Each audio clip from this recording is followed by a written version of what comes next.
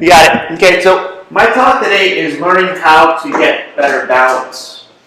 With balance comes is reducing your risk to fall, causing injuries, sometimes minor injuries such as a bruise, sometimes major injuries such as a broken bone.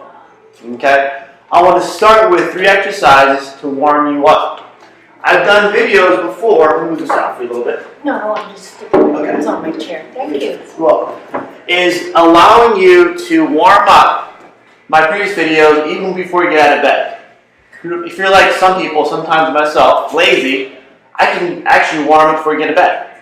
Give you 3 things today to start so your body gets warmed up. Okay? I'll use a chair to start here. For upper body. Talk about balance.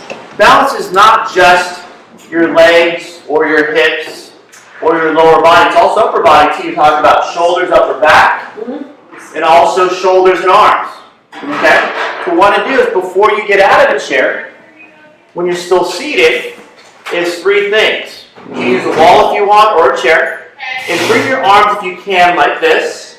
As far as you can back. If you're here, that's fine too.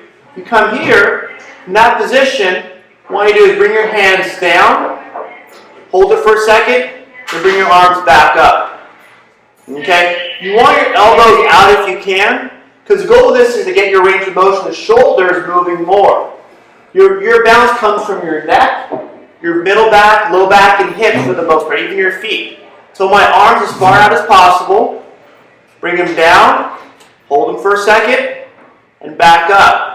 Okay, you want your elbows to stay stationary, so I want to bring my elbows at level with my shoulder.